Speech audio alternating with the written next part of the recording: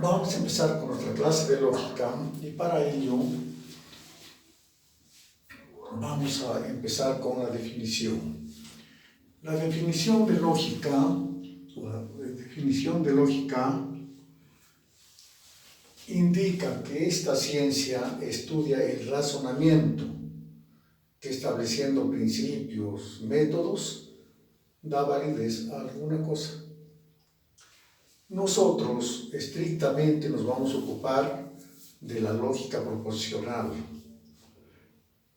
¿Por qué? Porque la lógica proposicional ya es una parte de la lógica ya como ciencia es una parte que solamente se dedica a estudiar variables proposicionales y la relación que existe entre ellas.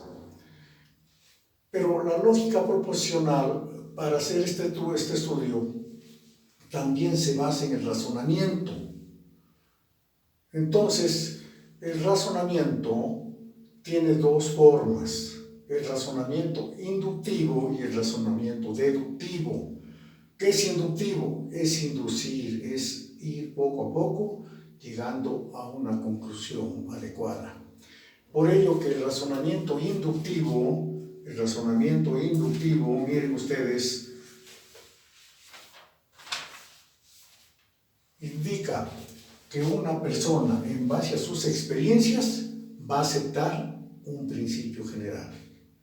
O sea, es inducir poco a poco para llegar a la cuestión general.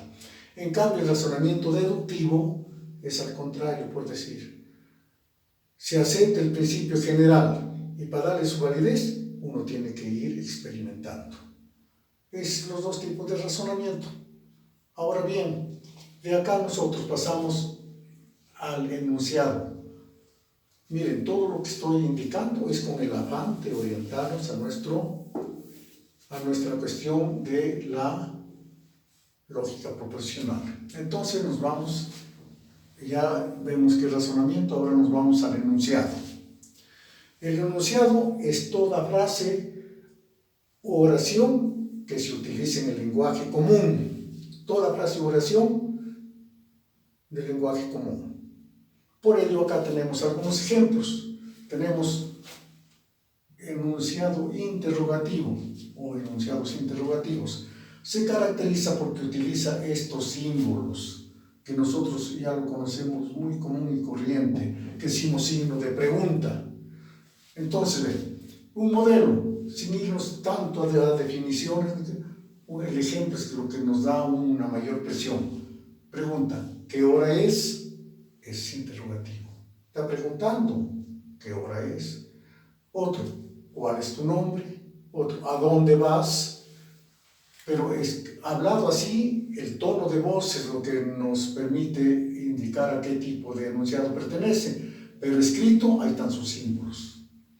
El segundo caso es exclamativos. Exclamativos es la desesperación con que llama a alguien para que lo favorezcan en una condición que esté crítica. Por ejemplo, alguien se va a ahogar, ¿qué grita? Acá está el grito. Y estos símbolos nos establecen que pertenecen a los enunciados exclamativos. Auxilio, socorro, etc. Pasamos a los imperativos. Los enunciados imperativos tienen la propiedad de ser una especie de órdenes. Por ejemplo, deténgase. Otro, prohibido fumar en este lugar. Listo. Es una orden que están dando. No tiene ningún tipo de signo. La escritura, a veces por la mayor fuerza de voz con que se pronuncia, y luego, como les indico a ustedes, escribiendo, ahí está la forma. Da órdenes. Y los desiderativos, estos expresan un deseo, una ansia que quiere uno por tener algo, de repente viajar a algún lugar, etc. Por eso se llama desiderativos, proviene de deseo. El ejemplo está acá. Quisiera tener un automóvil. es un deseo de la persona, es una ansia que quiere tener eso.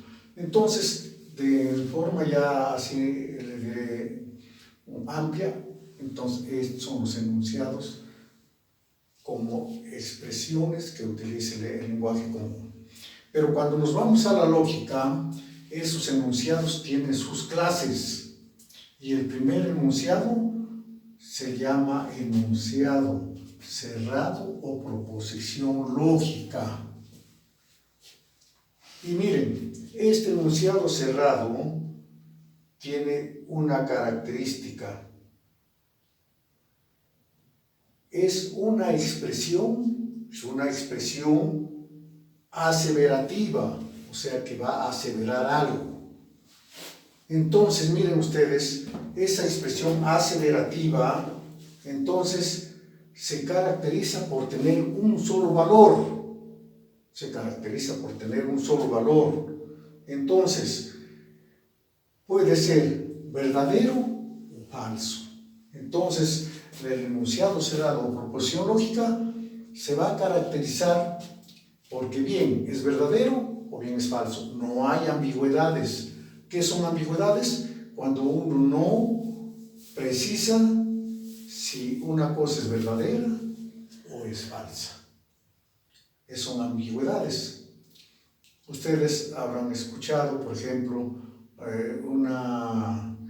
una frase, o si queremos una oración más preciso, cuando dice, una paloma ala quebrada puede volar, depende de la escritura de la palabra ala.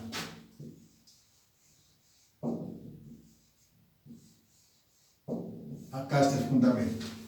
Hablándolo es ambigua, porque no nos precisa si nos referimos al miembro de ese animal que con eso se moviliza por el aire, o si no, al lugar donde quiere dirigirse. Entonces, cuando decimos ala quebrada, hablando, no sabemos si solo está quebrada o quiere irse a ese lugar que es como un río que se forma por los cerros. Son ambiguos. La lógica no, es verdadero o es falso. No acepta ambigüedades. Por ejemplo, tenemos acá, y hay otra situación. Cada vez que nosotros nos ocupemos de proposiciones lógicas, estas las vamos a nombrar utilizando letras minúsculas de nuestro alfabeto. Y las más principales son, empezando así, P, Q, R, S, etc. Pero estas son las más comunes, las que vamos a utilizar de forma más, les diré, en forma más importante estas. Entonces, colocamos acá un ejemplo, y le colocamos que esto de repente para nuestra lógica tiene su letra P. Y luego decimos, el Inca Atahualpa nació en el Cusco, por historia, por lo menos siquiera ustedes deberán tener referencia, en ese curso de historia se les enseñó, y a medida que también tenemos un poco de conocimiento, sabremos que el Inca Atahualpa no nació en el Cusco. ¿Dónde nació? En Quito. Entonces, esta proposición lógica se convierte en falsa, porque no está diciendo una cuestión real, verdadera. Entonces, el Inca Atahualpa nació en el Cusco, falso. En cambio, la proposición Q, la Luna es un satélite, y sabemos que por geografía es un satélite, porque gira alrededor de la Tierra. Entonces, este enunciado es verdadero, y esto ya se llama estrictamente proposición lógica, que es de lo que nos vamos a ocupar nosotros en proposiciones lógicas. Una vez que tenemos esto, pasamos al segundo caso que dice enunciado abierto o función proposicional. Y esta función proposicional, miren ustedes, también se lo acepta, pero ¿cuándo? A esta función proposicional se lo acepta ya como proposición lógica cuando se le dé un valor. Entonces, cuando nos dan, por ejemplo, acá tenemos ya, miren, un caso. Tenemos un caso. Cuando dice, él es un héroe peruano. Esa es función proposicional, miren ustedes. Entonces, estos tienen una o más variables, pero no nos llevan a una cuestión precisa. Por eso se caracteriza el enunciado abierto. No nos lleva a una... Entonces, para llevarnos a una cuestión, a una proposición lógica ya, ¿qué debemos dar? Lo que está en forma vaga, lo que está en forma que no precisa. El ejemplo, tenemos que dar un nombre. O de repente también un valor. Y acá está el ejemplo. Él es un héroe peruano. Hay tantos héroes peruanos. ¿A cuál nos referimos? Recién, después de decir él es un héroe peruano, decimos Miguel Grau es un héroe peruano. Ahora sí, ¿por qué se convierte en proposición lógica? Porque bien es verdadero o falso. Esa es la característica de las proposiciones lógicas, como estamos repitiendo varias veces. Un segundo ejemplo, él es un escritor peruano. ¿Cuál de ellos? ¿A cuál nos referimos? Entonces, es una forma así, un tanto, como le estoy diciendo, imprecisa las cosas, no nos dan una cuestión concreta. Entonces, cuando yo ya, teniendo esta función proposicional o enunciado abierto, el ejemplo, yo coloco Ricardo Palma es un escritor peruano, nuevamente, ¿verdadero o falso? Se ha convertido esta función proposicional en proposición lógica que tenemos acá y que hemos dicho que su característica es ser verdadero o falso. Entonces, miren ustedes cómo un enunciado abierto que estaba en forma vaga, que no precisaba, cuando se convierte en proposición lógica, cuando se le da un valor o un nombre. Si queremos, cuando decimos un valor, también podemos recurrir a esto, miren ustedes. Un ejemplo 3, de repente dijo, x más 5 es igual a 9. No sabemos cuánto vale la x.